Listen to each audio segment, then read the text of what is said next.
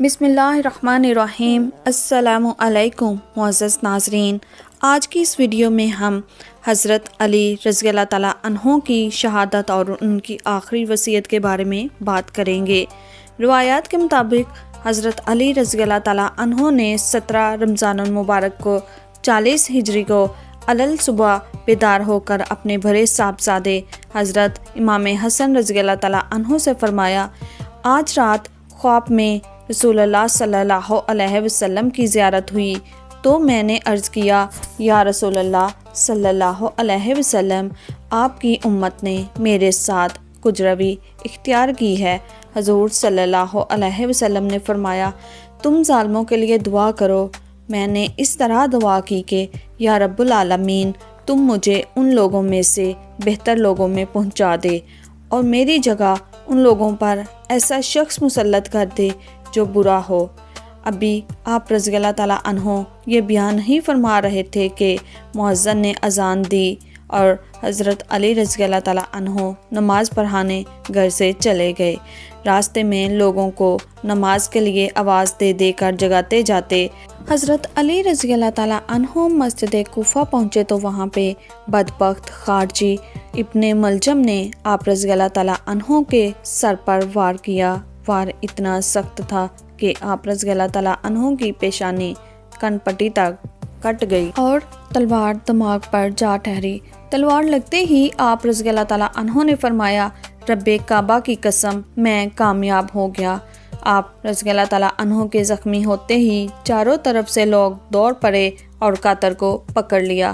حضرت عقبہ بن ابی صخبہ لکھتے ہیں کہ بدبخت ابن ملجم نے جب آپ رضی اللہ تعالیٰ عنہ پر تلوار کا وار کیا، یعنی آپ رضی اللہ تعالیٰ عنہ زخمی ہو گئے، تو امام حسن رضی اللہ تعالیٰ عنہ روتے ہوئے آپ کی خدمت میں آئے۔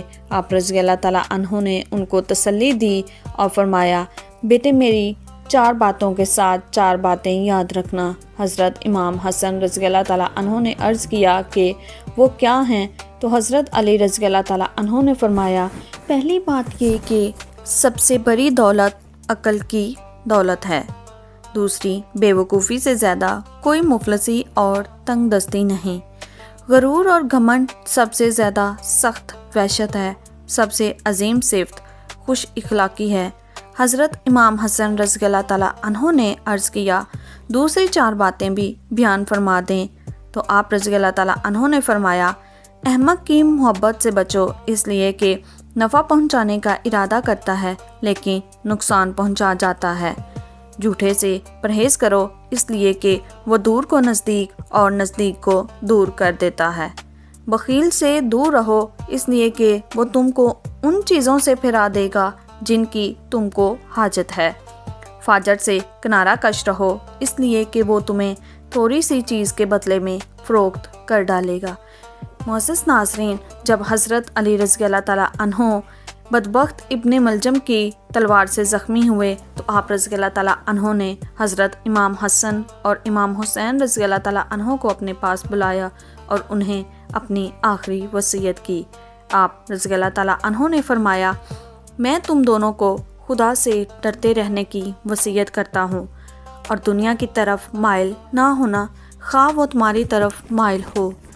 دنیا کی جو چیز تم سے روک لی جائے اس پر افسوس نہ کرنا، جو بھی کہنا حق کے لیے کہنا، جو کچھ کرنا ثواب کے لیے کرنا اور ظالم کے دشمن اور مظلوم کے مددگار رہنا۔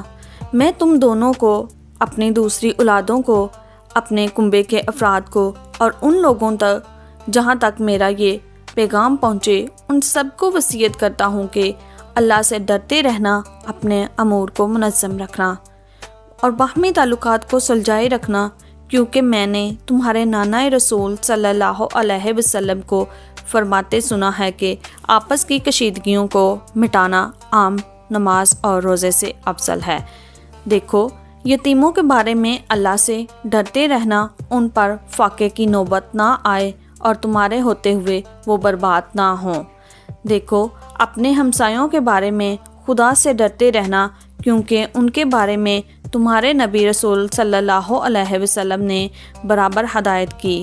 آپ صلی اللہ علیہ وسلم ان کے بارے میں اس قدر تاکید فرمایا کرتے تھے کہ ہمیں یہ گمان ہونے لگا تھا کہ آپ صلی اللہ علیہ وسلم انہیں ورثہ بھی دلائیں گے۔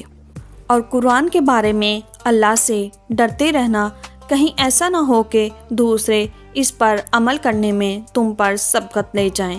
نماز کے بارے میں اللہ سے ڈرنا، کیونکہ وہ تمہارے دین کا ستون ہے۔ اور اپنے رب کے گھر کے بارے میں خدا سے ڈرتے رہنا، جیتے جی اسے خالی نہ چھوڑنا، کیونکہ اگر یہ خالی چھوڑ دیا گیا تو پھر تم عذاب سے مہلت نہ پاؤ گے۔ اپنے اموال، جان اور زبان سے راہ خدا میں جہاد کے سلسلے میں خدا سے ڈرتے رہنا تم پر لازم ہے کہ ایک دوسرے سے میل ملاپ رکھنا، ایک دوسرے کا خیال کرنا، خبردار ایک دوسرے سے قطع تعلق سے پرہیز کرنا۔ دیکھو، امر بالمعروف اور نہی عن المنکر کو ترک نہ کرنا، ورنہ بدکردار تم پر مسلط ہو جائیں گے، اور پھر اگر تم دعا مانگو گے تو وہ قبول نہ ہوگی۔ دیکھو عبد المطلب کے بیٹو، ایسا نہ ہو کہ تم امیر المومنین قتل ہوگے کے نعرے لگاتے ہوئے مسلمانوں کے خون سے ہولی کھیلنے لگو۔ دیکھو، میرے بدلے میں صرف میرا ہی قتل کیا جائے۔ دیکھو، اگر میں اس ضرب سے مر جاؤں تو تم اس ایک ضرب کے بدلے اسے ایک ہی ضرب لگانا اور اس شخص کے ہاتھ پیر نہ کاٹنا، کیونکہ میں نے رسول اللہ صلی اللہ علیہ وسلم کو فرماتے سنا ہے کہ خبردار کسی کے ہاتھ پیر نہ کاٹنا، خواہ وہ کاٹنے والا کتا ہی کیوں نہ ہو۔ ناظرین، حضرت علی رضی اللہ تعالیٰ عنہ زخمی حالت میں جمعہ اور ہفتہ تک حیات رہے، لیکن اتوار کے دن آپ رضی اللہ تعالیٰ عنہ کی روح بارگاہ رسالت میں پرواز کر گئی۔ یہ بھی روایت ہے کہ 19 رمضان المبارک کو جمعہ کے دن آپ رضی اللہ تعالیٰ عنہ زخمی ہوئے، اور 21 رمضان المبارک 40 ہجری کو شب اتوار آپ رضی اللہ تعالیٰ عنہ وفات پا گئے۔ آپ رضی اللہ تعالیٰ عنہ نے 4 برس 8 ماہ اور 9 دن امور خلافت کو انجام دیا، اور 63 برس میں آپ رضی اللہ تعالیٰ عنہ کا وصال ہوا۔ حضرت امام حسن، امام حسین اور حضرت عبداللہ بن جعفر رضی اللہ تعالیٰ عنہ نے آپ کو غسل دیا، اور آپ رضی اللہ تعالیٰ عنہ کی نماز جنازہ حضرت امام حسن رضی اللہ تعالیٰ عنہ نے پڑھائی۔ آپ رضی اللہ تعالیٰ عنہ کی تدفین سے فارغ ہونے کے بعد آپ رضی اللہ تعالیٰ عنہ کے قاتل ابن ملجم کو حضرت امام حسن رضی اللہ تعالیٰ عنہ نے قتل کر دیا۔ ناظرین، امید کرتے ہیں کہ آپ کو ہماری یہ ویڈیو پسند آئی ہوگی۔ اللہ پاک ہمیں بھی سیرت حضرت علی رضی اللہ تعالیٰ عنہ پر عمل پیرا ہونے کی توفیق عطا فرمائے، اور ہم سب کو سچا اور پکا مسلمان بننے کی توفیق عطا فرمائے، نماز کا پابند بنائے۔ آمین ثم آمین۔